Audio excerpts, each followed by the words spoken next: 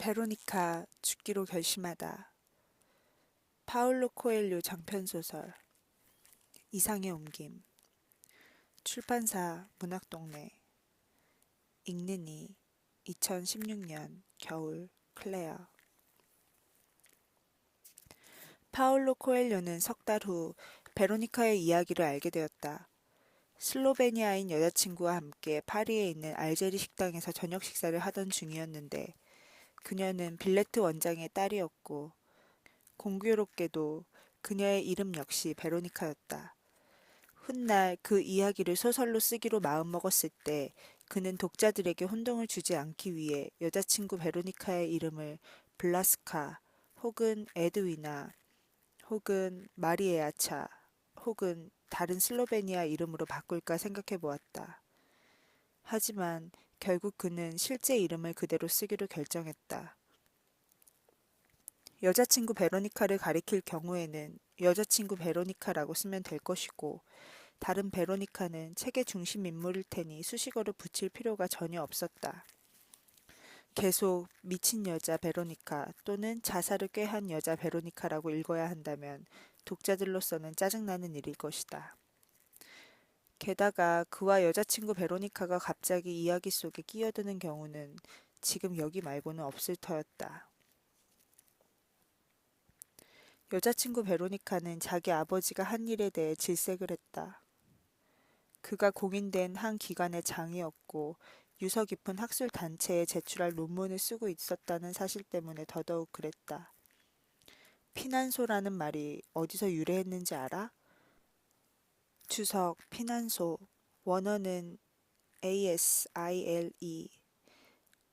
일반적으로 은신처, 피난처 등을 뜻하는 이 단어는 공적인 보호시설, 특히 수용소, 양로원, 정신병원 등의 의미로 사용된다. 중세의 일반인들이 성스러운 장소, 교회로 피신의 보호를 요청할 수 있었던 권리에서 유래했어. 이 보호권은 문명인이면 누구나 다 이해할 수 있는 거라고. 그런데 한 피난소의 책임자인 아버지가 어떻게 사람을 그런 식으로 취급할 수 있는 거지? 베로니카가 말했다. 파울로 코엘료는 도대체 무슨 일이 있었는지 자세히 알고 싶었다. 그에게는 베로니카의 이야기에 관심을 가질 만한 충분한 이유가 있었다. 그 역시 피난소, 아니 요즘 흔히 부르는 식으로 말하면 정신병원에 입원했던 적이 있었던 것이다. 그것도 3번씩이나. 1965년, 1966년, 그리고 1967년에. 그가 입원했던 곳은 리우데자네이루에 있는 에이라스 박사의 정신병원이었다.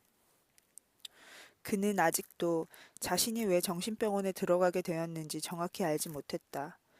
때로는 내성적이고 때로는 외향적인 종잡을 수 없는 그의 행동거지에 그의 부모가 어찌할 바를 몰랐기 때문이었는지 아니면 사회적 낙오자로 추락해 굶주림 속에 죽어갈 게 뻔하다고 가족 모두가 입을 모아 비아냥거리던 예술가가 되겠다는 그의 욕망 때문이었는지.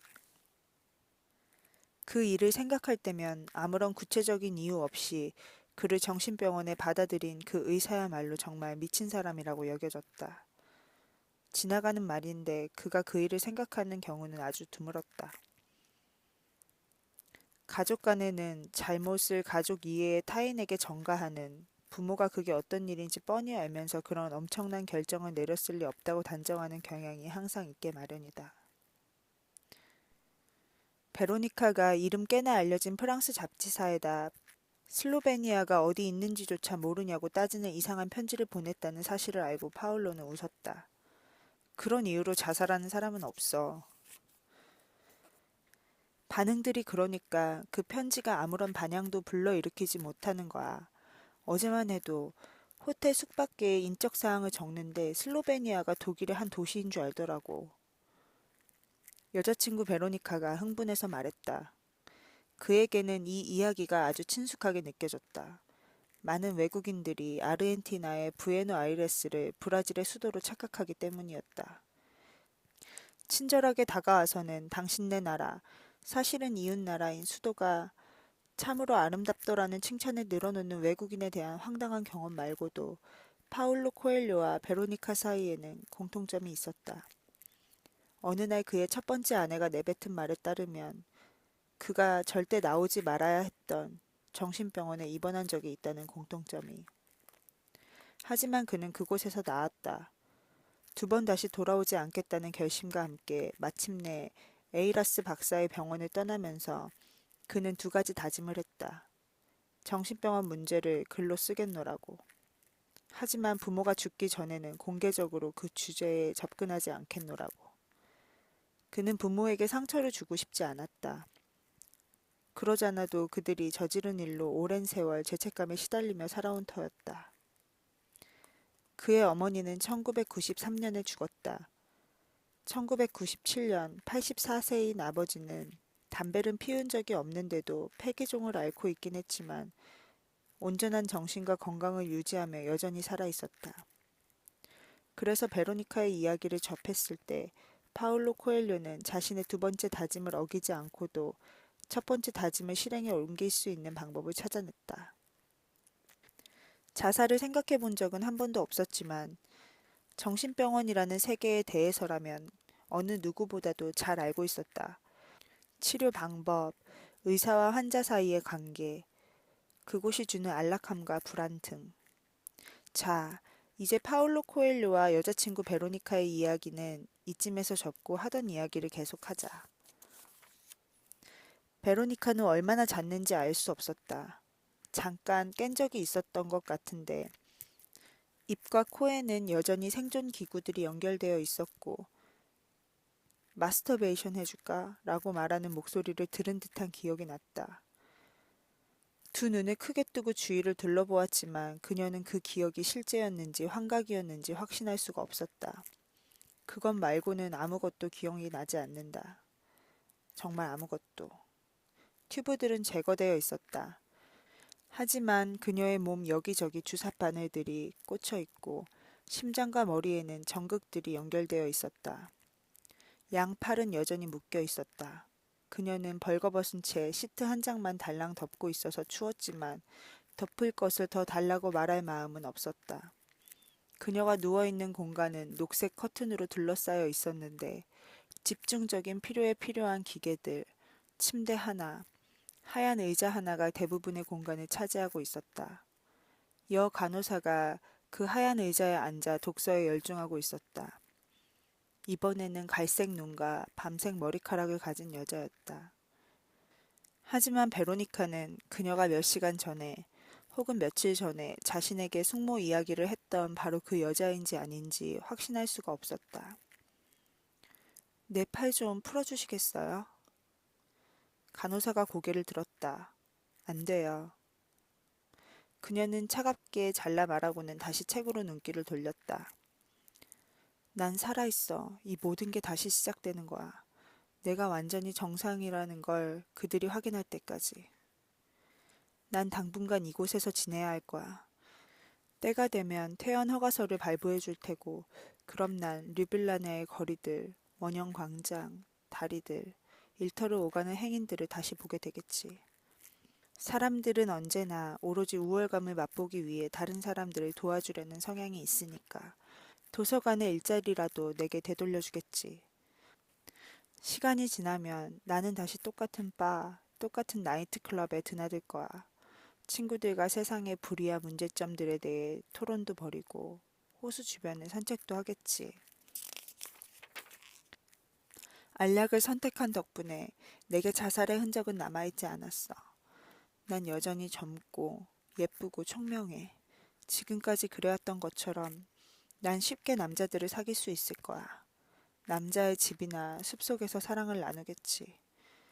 어느 정도 쾌락을 맛볼 수는 있을 거야. 하지만 오르가즘이 지나고 나면 공허함이 밀려오겠지. 우리는 더 이상 할 말이 없어질 거고 그나나나 늦었군 혹은 내일 일찍 일어나야 해 같은 핑곗거리를 내세울 시간이 되었다는 걸 알게 되겠지. 우리는 서로의 눈길을 피하면서 될 수 있는 대로 서둘러 헤어질 거야. 수녀원의 내 방으로 돌아가게 되겠지. 나는 책을 읽으려고 애쓰거나 텔레비전을 켜고 매번 똑같은 프로그램들을 볼 거야. 전날과 똑같은 시간에 일어나기 위해 자명종을 맞추겠지. 도서관에서는 내게 맡겨진 일들을 기계적으로 반복할 거야. 난 극장 맞은편 공원에서 샌드위치를 먹을 거야. 언제나 똑같은 벤치에 앉아서. 역시 점심을 먹으려고 똑같은 벤치를 택해 앉는 여자들. 시선은 언제나처럼 텅 비어 있지만 뭔가 엄청나게 중요한 일에 몰두하는 척하는 다른 여자들 곁에서. 난 다시 일터로 돌아가겠지. 난 누가 누구와 데이트를 했고, 누가 무슨 일로 괴로워하고 있고, 아무개 씨가 남편 때문에 울어 눈이 퉁퉁 부었다는 등의 험담에 귀를 기울이겠지. 나는 내가 특권을 누리는 여자라서 자부심을 갖게 될 거야. 예쁘고 안정된 직업이 있고 원하면 언제든 남자를 유혹할 수 있으니까. 퇴근 후면 다시 술집들을 전전할 거야. 그리고는 모든 게 다시 시작되겠지. 내 자살 시도 때문에 불안에 미칠 지경이었을 엄마는 조금씩 공포에서 벗어나 내가 앞으로 어떻게 살아갈 건지, 결국 따지고 보면 산다는 게 내가 생각하는 만큼 그렇게 복잡한 것도 아닌데 왜 사람들처럼 평범하게 살아가지 못하느냐고 계속해서 물어대겠지. 날 좀 봐라. 네 아빠와 오래전에 결혼해서 가능한 최고의 본보기가 되려고 너한테 최고의 교육을 시키려고 애썼잖니. 엄마가 매번 늘어놓는 똑같은 잔소리에 지쳐서, 그리고 엄마를 기쁘게 해주려는 마음에 어느 날 난 사랑하는 한 남자와 마지못해 결혼을 하게 되겠지. 우리의 미래, 우리의 시골 별장, 우리의 아이들, 그리고 아이들의 미래를 함께 꿈꾸면서 말이야. 결혼 첫 해에는 자주 사랑을 나누겠지. 두 번째 해에는 조금 시들해질 테고. 이렇게 2년이 지나면 아마 보름에 한 번씩 섹스를 생각하고 한 달에 한 번 실행에 옮기게 될 거야. 상황이 더 나빠지면 우린 서로 거의 아무 말도 하지 않을 거야. 난 그 상황을 받아들이려고 노력하면서 내게 무슨 문제가 있는 건 아닐까 생각하게 될 거야. 난 더 이상 그의 관심을 끌지 못할 테니까. 나는 아랑곳 않고 끊임없이 그는 자기 친구들에 대해 마치 그들이 그의 진정한 세계라도 되는 양 떠들어댈 테니까. 우리의 결혼 생활이 아슬아슬한 지경에 이를 때쯤 난 임신을 하게 될 거야. 우리에게 아이가 생기면 한동안은 서로 더 가깝게 지내겠지. 하지만 상황은 곧 예전 상태로 되돌아가고 말 거야. 그때쯤이면 난 어제 또는 그저께 분명히 알 수가 없다 얘기를 들었던 그 간호사의 숙모처럼 몸이 불기 시작할 거야. 다이어트를 시도하겠지만 매일, 매주, 모든 노력에도 불구하고 끈질기게 불어나는 체중에 난 두 손을 들고 말 거야. 그러고는 우울증에 빠지지 않게 해주는 그 마법의 약에 손을 대기 시작하겠지. 마지못해 서둘러 치른 관계를 통해 애도 한 둘쯤은 더 생길 거야. 난 모두들에게 말하겠지. 아이들 때문에 산다고. 실제로도 아이들 때문에 살 수밖에 없을 테고. 사람들은 우리를 여전히 행복한 부부로 여기겠지. 하지만 그 행복의 껍질 안에 숨겨진 고독, 회한, 체념은 아무도 모를 거야. 어느 날 나는 남편에게 여자가 생긴 걸 눈치채고 간호사의 숙모처럼 한바탕 소란을 피우거나 또다시 자살을 생각하겠지. 하지만 그때쯤이면 난 늙고 비겁해져 있을 거고 날 필요로 하는 두세 아이의 엄마가 되어 있을 거야. 아이들을 키워 자리 잡게 하기 전에는 난 모든 것을 내동댕이 치지 못하겠지. 그래, 난 자살하지 못할 거야. 기껏해야 소란을 피우며 아이들을 데리고 떠나겠다고 위협하겠지. 그러면 그는 모든 다른 남자들처럼 한 발 물러설 거야. 나를 사랑한다고. 다시는 그런 일 없을 거라고 다짐하겠지. 그는 추호도 생각하지 못할 거야. 내가 진짜 떠나기로 결심했더라도 행복해질 수 있는 유일한 기회를 놓쳤다며 자잘한 결점은 있어도 그만한 남편이 어딨고 또 애들의 상처는 얼마나 크겠냐며 엄마가 하루 종일 늘어놓는 한탄조의 잔소리를 들으며 부모 집에서 여생을 보내는 것 외에 내겐 달리 선택할 길이 없다는 것을. 2, 3년이 지나면 남편에게 또 다른 여자가 나타날 거야. 나는 또다시 그 사실을 알게 되겠지. 내가 직접 목격하거나 누군가의 고자질을 통해. 하지만 이번엔 난 모르는 척하게 될 거야. 첫 여자가 나타났을 때 온 힘을 다해 싸웠는데도 아무것도 건진 게 없다면 차라리 현실을 있는 그대로 받아들이는 게 더 나을지도 모른다고 생각하게 될 거야. 엄마가 옳았다고 말이지. 그는 여전히 자상한 남편일 거야. 나도 계속 도서관에 나가 일을 하겠지. 극장 앞 광장에서 샌드위치를 먹고 끝까지 읽지 못한 책들을 붙들고 씨름하며 10년, 20년, 50년이 지나도 똑같은 텔레비전 프로그램을 보겠지. 단 샌드위치를 삼킬 때마다 죄책감에 시달릴 거야. 계속 몸이 불 테니까. 남편은 내가 아이들을 돌봐주길 바랄 테니 술집에도 더 이상 갈 수 없을 거야. 그때쯤이면 난 행동에 옮길 용기는 내지 못한 채 하루 종일 자살을 생각하며 아이들이 다 클 때까지만 기다려야 할 거야.